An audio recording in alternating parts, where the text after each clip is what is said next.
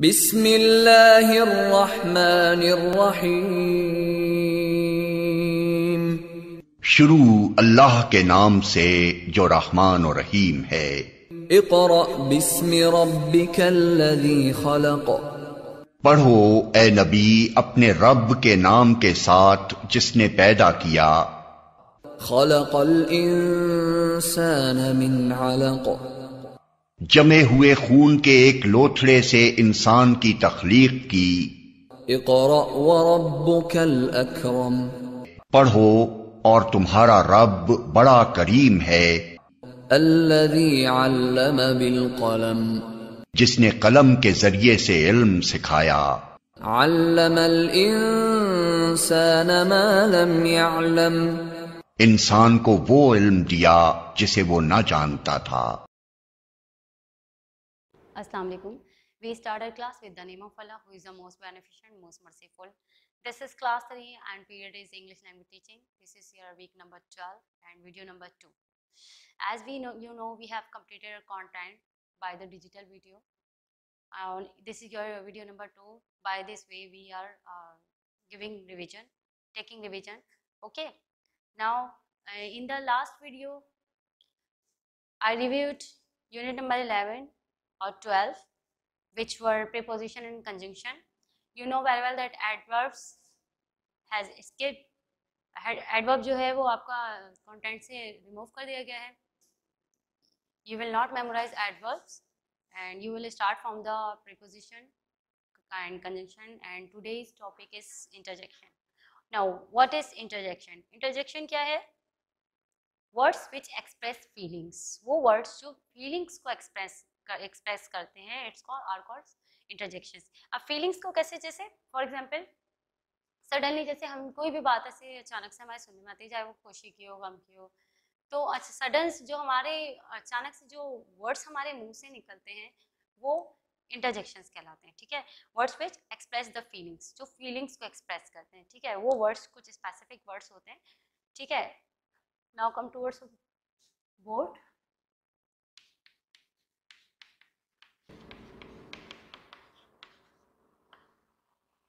Words which express feelings को express करते हैं are called interjections, such as hooray, alas, shit. Hooray. You know the word hooray expresses joy. यानी hooray अचानक suddenly हम जब कोई गुड न्यूज़ मिलती है तो उस टाइम हमारे मुंह से जैसे hooray निकलता है, like hooray we have won the match, यानी खुशी में निकला है. It expresses Joy. ये जॉय खुशी को एक्सप्रेस करता है कि यानी जो वर्ड्स जो बात जो हमने सुनी है वो खुशी की है. Hurray we have won the match, के हुर्रे हम मैच जीत गए. एलएस जो है वो ग्रीफ को शो करता है, गम को या दुख को शो करता है. जैसे फॉर एग्जांपल हमें कोई बुरी खबर मिलती है तो अचानक हमारे मुंह से एलएस ही डाइड, यानी बुरी खबर के लिए हमको इनके स्पेसिफिक मीनिंग नहीं, जस्ट ये जो वर्ड्स हैं जो एक्सप्रेस कर रहे हैं, फीलिंग्स को एक्सप्रेस कर रहे हैं. ठीक है, और जैसे एक वर्ड होता है ब्रावो. जैसे किसी की कोई अच्छी, जैसे किसी ने अच्छा कैच अच्छा किया तो उसके लिए हम उसको एडमायर करने के लिए ब्रावो यूज़ करते हैं. ब्रावो एडमायरेशन के लिए यूज़ किया जाता है. उसके अलावा आउच सडन पेन के लिए यूज़ किया जाता है. For example suddenly I burn my hand on the kettle with the kettle, so sudden words are is ouch. This word shows the sudden pain, express the sudden pain. ये अचानक से जो हमें पेन होता है उसके लिए शो होता है ouch. लाइक कोई इंजेक्ट कर रहा है, डॉक्टर इंजेक्ट कर रहे हो तो उसके लिए हमारे मुंह से अचानक ouch निकलता है. तो there are lots of words which are interjections. So let's give some examples like hooray,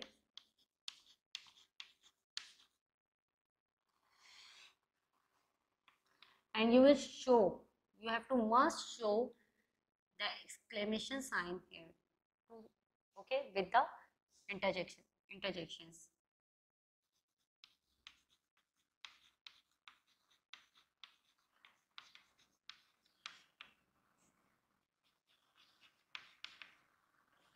Now hooray is showing the expresses the joy. वो जो शो कर रहा है किसको शो कर रहा है? joy को express कर रहा है. Number 2, Alice.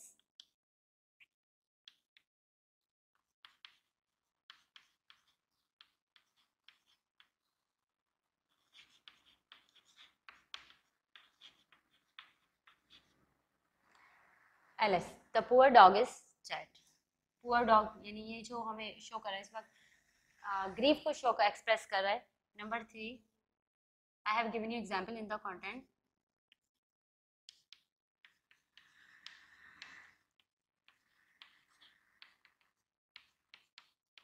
ये कब होता है? जब द बेबी स्लीपिंग, ऐसे सडनली हम रूम में आ जाते हैं और हमारा छोटा जो बेबी है वो सो रहा होता है और मदर सडनली कहती है the baby sleeping.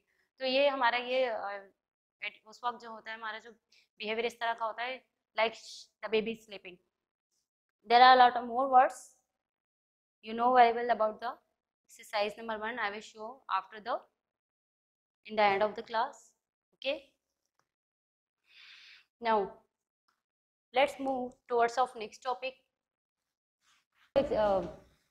Exercise number 1, at least 2 sentences on the board.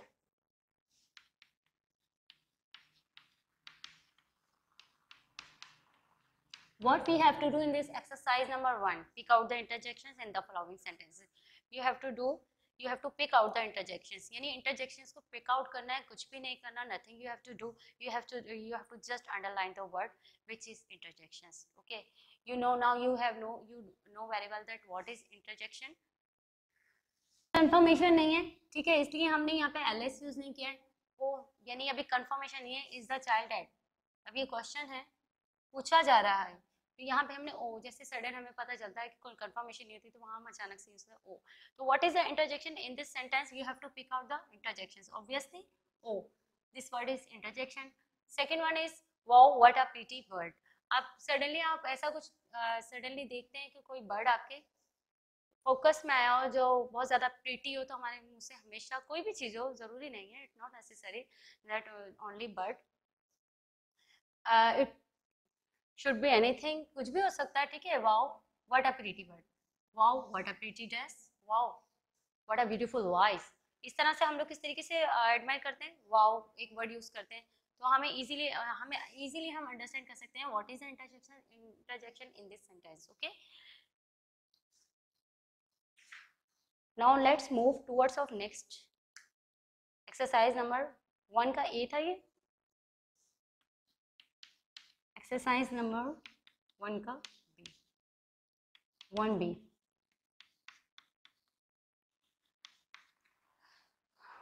The words are given in this exercise. Fill in the blanks with suitable interjections from the box. आपको क्या करना है, यहाँ पे पहले तो हमने क्या किया था, we just picked out the interjections in exercise number 1A. हमने सिर्फ जस्ट क्या किया था, एक्सरसाइज नंबर 1A में interjections को पिक आउट किया था. Now 1B में what we have to do, we have to fill the blanks. हमें blanks fill करनी है by using the words which is given in the box. In words को use करते हुए हमने blanks को fill करना है, ठीक है. I am doing 2 for you. Number 1, first of all, now you can understand easily, you know very well, but you have to write here walk quietly. Obviously walk quietly क्या कहा जा रहा है, वॉक करें खामोशी से, ठीक है. Hurray, nothing possible that hurray we use here. Walk quietly. You know very well that which one word you will use in these blanks. It's ever happened with us that somebody says to us walk quietly and you quietly walk करें. I have burned my hand on the kettle. Obviously यहाँ hurray नहीं आ सकता, उफ भी नहीं आ सकता, ओ ouch. Sudden pen के लिए हम हमेशा आउच यूज करते हैं. जो अचानक से हमें दर्द होता है उसके लिए हम क्या यूज करते हैं, ouch. Ouch, I have burn my hand on the kettle, जब हमें अचानक सडन जो पेन होता है, ठीक है. अब next topic is sentences. Let's move towards of next topic.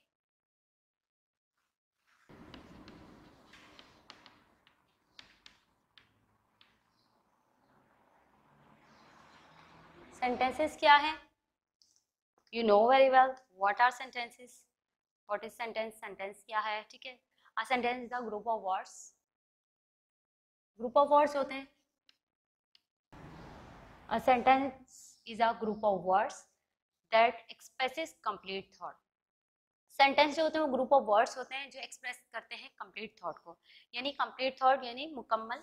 जो कंप्लीट थॉट मीन्स आपका जो सेंस है वो क्लियर होना चाहिए. And it doesn't mean that sentence 3 words पे ही हो. लाइक जैसे मैंने आपको बताया कि सेंटेंस जब हम मेक करते हैं subject plus verb plus object, subject verb object, then आपका सेंटेंस कंप्लीट होता है. It's not necessary your sentence consist on two 1 और 2 वर्ड्स.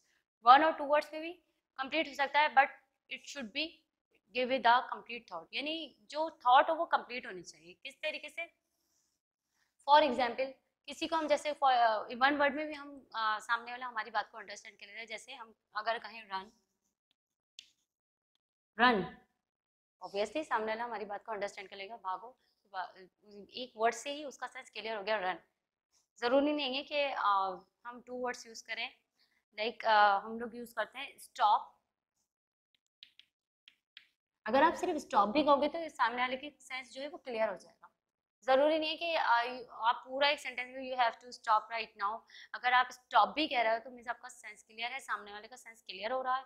ये कंप्लीट थॉट है. ये भी सेंटेंस में काउंट होगा लेकिन 1 वर्ड सेंटेंस है ये. 2 वर्ड सेंटेंस भी आता है. Go for example you have to say anybody to that you go, तुम जाओ, you go. It's also giving complete sense, complete thought. ये भी कंप्लीट थॉट दे रहा है, ठीक है. ये भी कंप्लीट सेंस दे रहा है. यू गो, तुम जाओ. मोस्टली हम लोग होता है 2 वर्ड्स, शट अप, खामोश हो जाओ, ठीक है. ऐसा भी कोई आप लोगों ने वर्ड सुने होंगे, सुने हैं. Open the window. Without object भी हमारा सेंस कंप्लीट हो रहा है. For example now let's move 3 words जैसे कि हम यूज करते हैं. First of all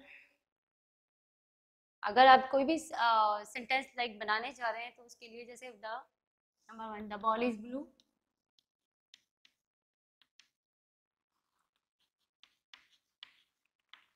You have to first look that first letter you will use capital. Capitalize करा आपने अपने सेंटेंस को. आपने क्या जब सेंटेंस राइट करते हुए आपने कुछ चीज़ों का बहुत ज़्यादा केयरफुल रहना है कि जब भी आप कुछ लिखने जा रहे हो. मोस्टली मैंने आपको पहले भी बताया था कि आप ऐसा होता है कि फॉर एग्जांपल आप लोग इस तरीके से करते हो कि लिखते लिखते भी कैपिटल लिख दिया.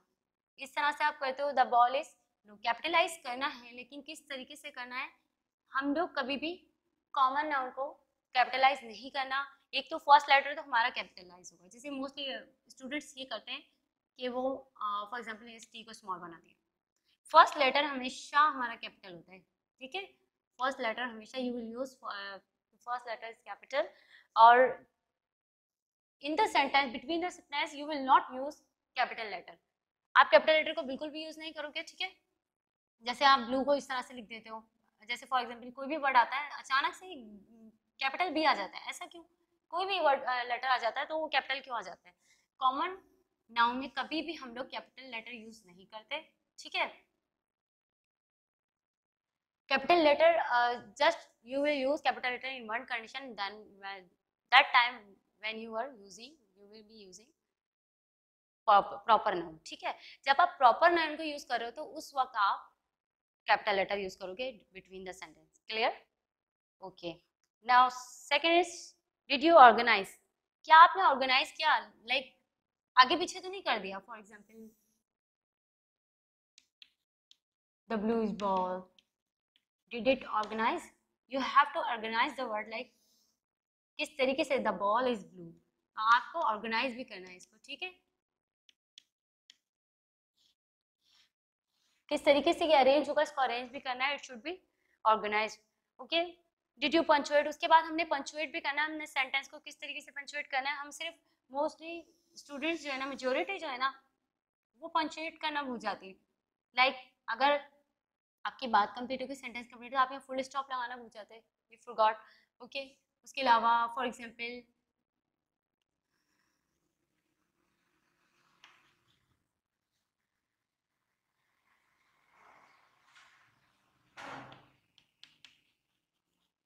Is she going? तो आप क्वेश्चन मार्क लगाना भूल जाते हो. You have to punctuate the sentence. आपको सेंटेंस को पंचुएट करना है कि वो आप वहाँ पे पंचुएशन मार्क्स लाजमी लगाओगे. After that you will check your spelling check करेंगे आप लोग, यानी लिखने के बाद after writing you have to read carefully that I written the right spelling or not. I hope you have understood. Now let's move towards of exercise number 1. I will do 2 for you, okay, on the board. What we have to do in the exercise number, you know very well, we are taking short review. हम short review ले रहे हैं by the online recorded class videos, because we have taught content by digital video, online video, you know very well. So I'm just doing 2 for you, okay. Put these words in order with the sentence in your book. Okay, in words को order में लिखना है. Like ये words हैं जिनको arrange करना है, अपने ऑर्गेनाइज करना है, उसके बाद आपने इसको ऑर्डर में लिखना है, ठीक है. नंबर 1 है हमारे पास, you have to arrange this sentence. आपको इस सेंटेंस को अरेंज करना है. तो first of all you will write here there are. Now you have to check that did you capitalize, क्या आपने कैपिटलाइज किया? यस, ठीक है. डिड यू ऑर्गेनाइज, क्या आपने ऑर्गेनाइज किया? ऑब्वियसली हमारा वर्क ही ऑर्गेनाइज करने का यानी अरेंज करने का. Books the shelves on there are, so we organize like there are books, यहाँ बुक्स है, ऑन द शेल्व्स पर, ठीक है. वी हैव ऑर्गेनाइज्ड, ठीक है. डिड यू पंचुएट, क्या आपने पंचुएट किया? यस, पंचुएट किया हमने, ठीक है. And last, did you check the spelling check करी. now check your spelling. there, arer, books, books, on, shelves, shelves. now I corrected my spell, I forgot L. now after checking the spelling I find out my mistake myself. okay, so you will do your sentence arranged like this. Number 2, okay, rises, the sun is in the sun, ठीक है. अब हमें इस तरीके से करना है. इसको किस तरीके से अरेंज करेंगे हम answer? Obviously we will write here the sun rises in the east. This is very easy task, you can do easily.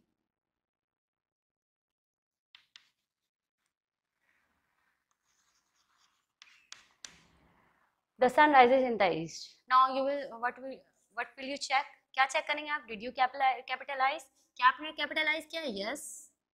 और बीच में भी चेक कर लीजिएगा, कहीं बीच में आपने कॉमन नाउन को तो कैपिटलाइज नहीं कर दिया है. और ऐसा भी हो सकता है कि प्रॉपर नाउन आया, आपने उधर स्मॉल लेटर यूज कर लिया हो, तो आप चेक करेंगे बिल्कुल. Did you organize? Obviously we have organized the sun rises in the east. Did you punctuate, क्या आपने पंचुएट किया? ऑफ कोर्स कर लिए हैं. उसके बाद अपनी स्पेलिंग चेक करें. THE sun, rises RISES, rises INA THE da. okay, I wrote 2 times. ये फायदा होता है, देखिए रीड करने से, अगेन रीड करने से ये फायदा होता है कि हम अपनी स्पेलिंग मिस्टेक खुद ही पकड़ लेते हैं. I and the east. Okay, now I hope you have got. Now let's move towards exercise number 2. What we have to do, make a sentence with each of the following. इसमें हमें क्या करना है, हमें वर्ड्स गिवन है, ठीक है. उसमें हमें क्या करना है, हमें खुद ही से 2 वर्ड्स को यूज करते हुए हमें सेंटेंस बनाना है, ठीक है.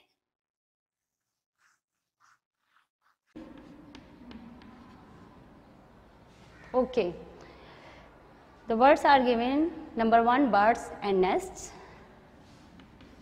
क्या करना है, इसे हमने अपने सेंटेंस में यूज करना है.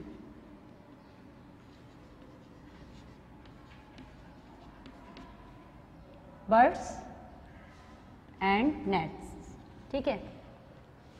birds हैं और nest ज़रूरी नहीं है, it not necessary that whatever I wrote in the solution you will write like this.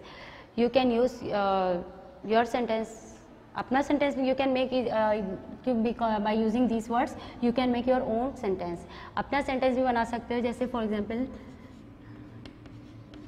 Birds build,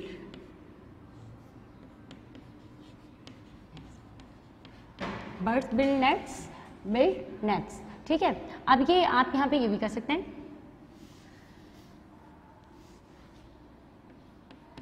live in the nest. ठीक है, ये भी कर सकते हैं आप. परिंदे घोंसलों में रहते हैं, ज़रूरी नहीं है कि जो मैंने लिखा है वही लिखो. Cats and milk, no I am using another, the sun and the sky.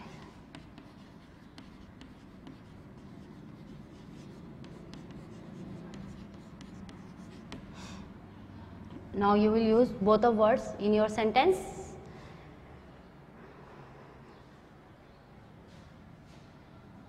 I'm changing sentence, I'm using another, okay, I'm making another sentence. The sun shines in the sky.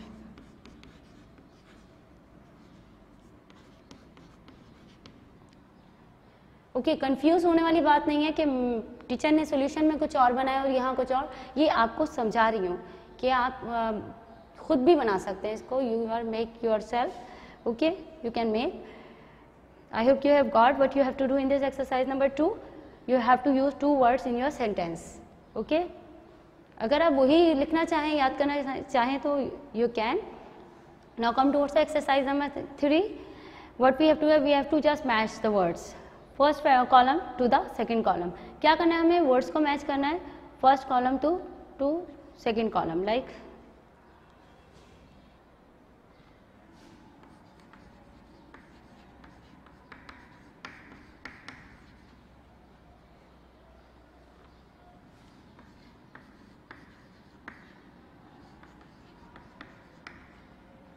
now we can easily understand by reading. The dentist, obviously you know very well what the dentist do. The dentist is examining teeth. ठीक है, क्या करता है dentist, teeth examine करता है. ठीक है, and grand mother has wrinkles on her face. Easily you can understand, you can match easily. ठीक है, मैच कर सकते हैं, matching it is a very easy task. Now let's move towards of chapter number 50, subject and predicate. I hope you are getting what I want to teach you, what I want to make you understand. Means मुझे उम्मीद है कि आप समझ रहे होंगे जो भी मैं आपको समझाना चाहती हूँ. Okay, very lost.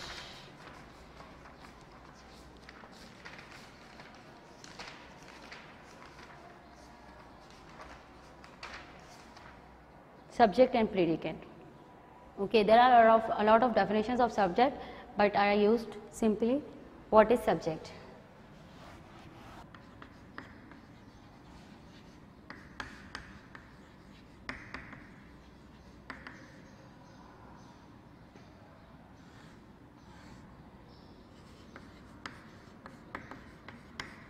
Simply a person who does the work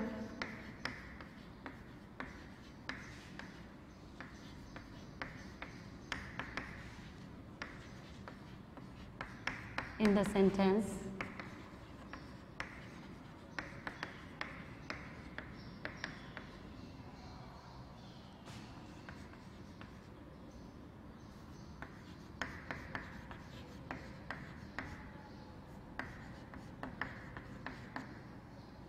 subject. A person who does the work in the sentence is called subject.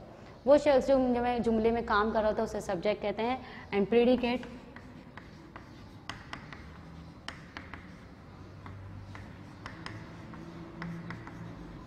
another part of sentence is called predicate. Simple.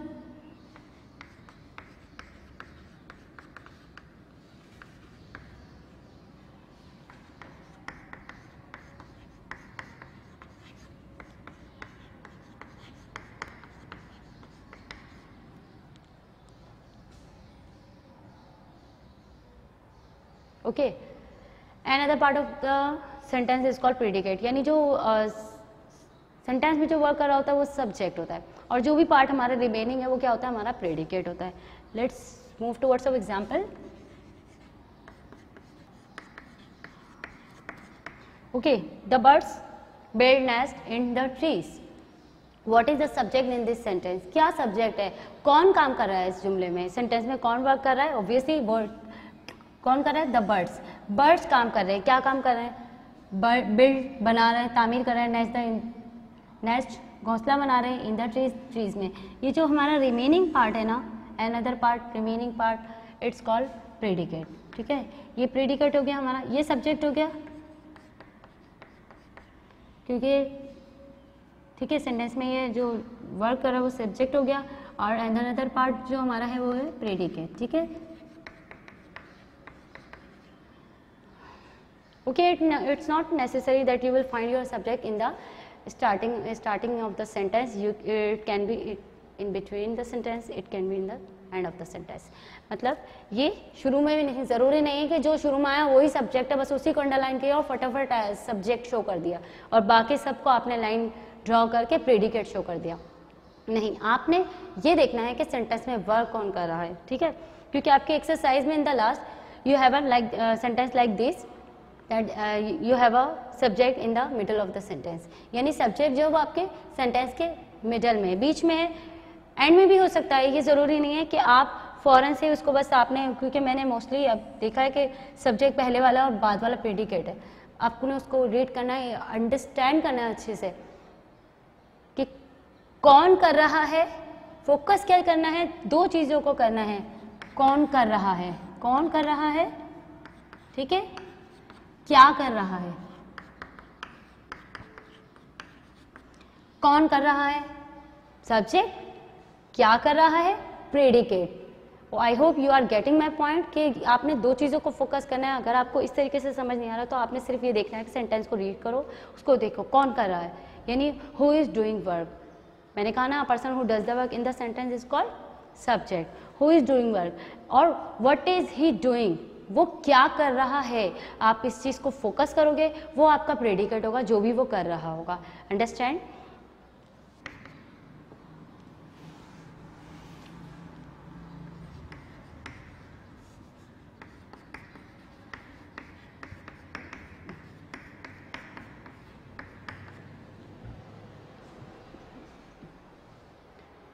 For example, number 1,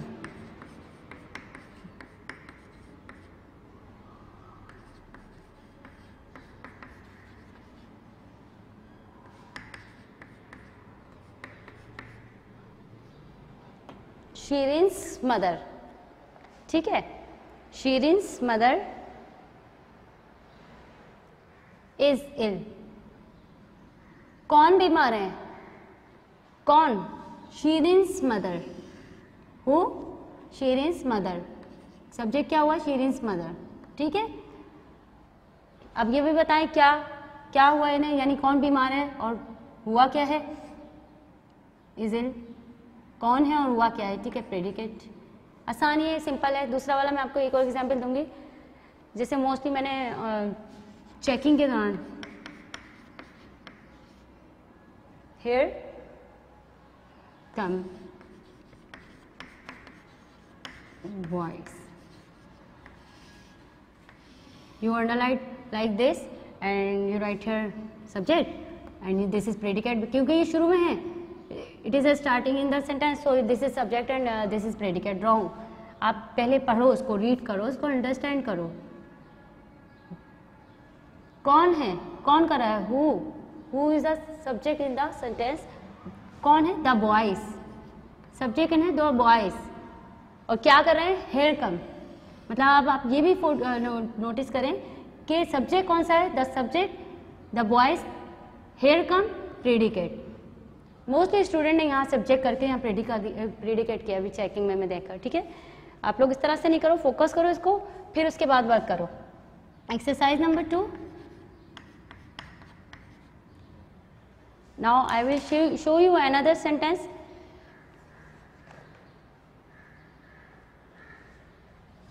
Number 1.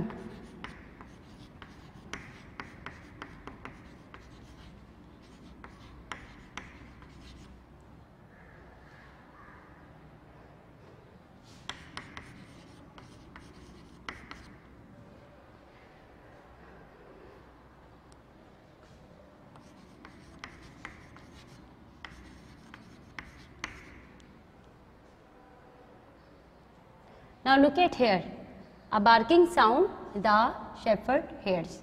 अब आप जरा देखिएगा इधर subject क्या है, what is the subject in this sentence, what is subject, who is doing the work in the sentence, obviously कौन कर रहा है, अ बार्किंग साउंड। ये क्या है, इसको जरा ट्रांसलेट इनटू उर्दू, अ बार्किंग साउंड। डॉग की जो आवाज़ को कहते हैं वो बार्किंग, जैसे वो भौंकता है तो उसको बार्किंग साउंड कहते हैं, ठीक है। हेयर्स सुनना, फोकस करें सब्जेक्ट कहाँ है, the shepherd, the shepherd hairs सुनता है। अरेंज कर लें इसको, अगर आप लोगों को नहीं से अंडरस्टैंड करें आप पहले सेंटेंस को अरेंज करो, what is the subject in this sentence, the shepherd. उसके बाद हमारा आ गया वर्ब, सब्जेक्ट वर्ब, और ये आ गया हमारा ऑब्जेक्ट। उसके बाद इसको अरेंज कर लो, अगर आपको इस तरीके से समझ नहीं आ रहा तो द शेफर्ड ये सब्जेक्ट है, ठीक है, हेयर्स अ बार्किंग साउंड, ठीक है, सुनता है, अ बार्किंग साउंड, बार्किंग साउंड तो आप इजीली अंडरस्टैंड कर सकते हैं, ओके। मैंने अभी भी बताया डॉग के भौंकने की आवाज़ को बार्किंग कहते हैं, ठीक है, बार्क भौंकना, ठीक है। तो आप इजीली अंडरस्टैंड कर सकते हैं, सब्जेक्ट शेफर्ड है और बाकी जो हमारा अनदर पार्ट जो है वो क्या है, प्रेडिकेट है, ठीक है। ये अनदर पार्ट जो है वो हमारा प्रेडिकेट है। सेंटर में आप देखिए, सेंटर में हमारा सब्जेक्ट आप फाइंड करोगे, सिर्फ स्टार्ट में नहीं आता, सेंटर में और एंड में भी हो सकता है। यहाँ देखा आपने एंड में था हमारा सब्जेक्ट, यहाँ हमारा सेंटर में था। सेकेंड वन देख लेते हैं,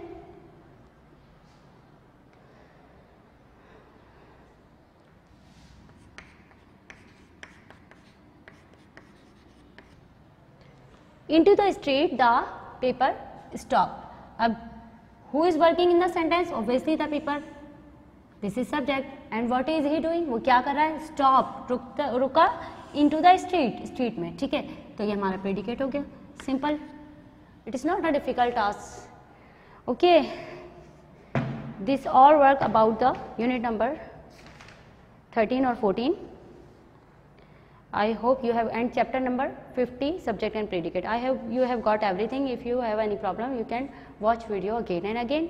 Now let's move towards of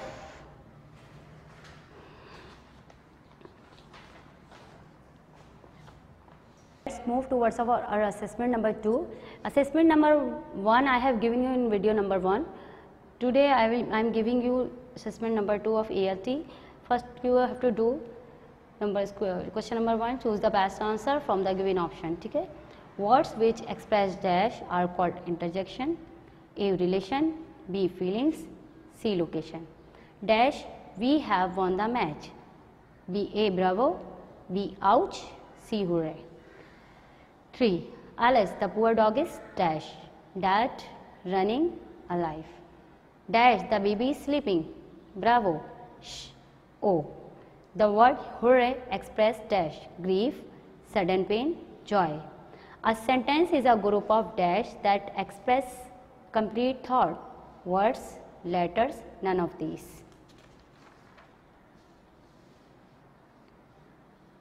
Choose the correct sentence। On the shelves books are, there are books on the shelves, there are shelves in the book, ठीक है। Choose the correct sentences। The east rises in the sun rises east, the sun rises in the east। Number 9, a person who does the work in the sentence is called dash, subject, verb, object, another part of the subject is called dash, imperative, predicate, interrogative। Now let's move towards of, you will do in your assessment exercise number 1B, okay। This is your assessment, you will solve yourself this exercise after memorizing page number 183, you will do this exercise, fill the blanks with the suitable interjections from the box, hooray, shh, oof, oh, ouch, dash walk quietly, dash I have burned my hand on the kettle, dash Pakistan has won, dash how can you eat that horrible stuff, dash I have lost my keys, okay।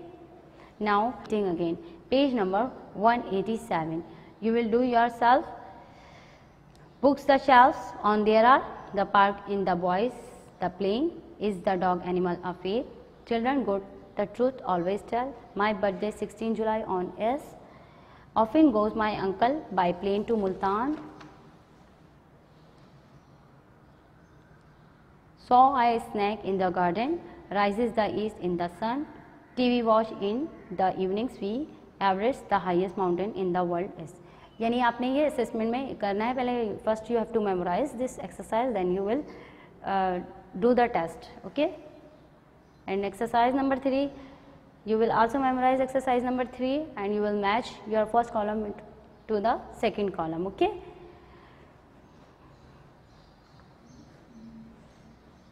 okay, now I have make you understand again unit number 13, 14 and chapter number 50, subject and predicate. You will memorize yourself and prepare yourself for the exams. Okay, और you will do your assessment. You have to do, आपको करना है आपका assessment जो मैंने last में दिया in the last. You have to do your assessment yourself by memorizing, after memorizing. Okay, now time is over. Stay with me. If God's willing, we will meet again. Have a nice day. See you. Allah.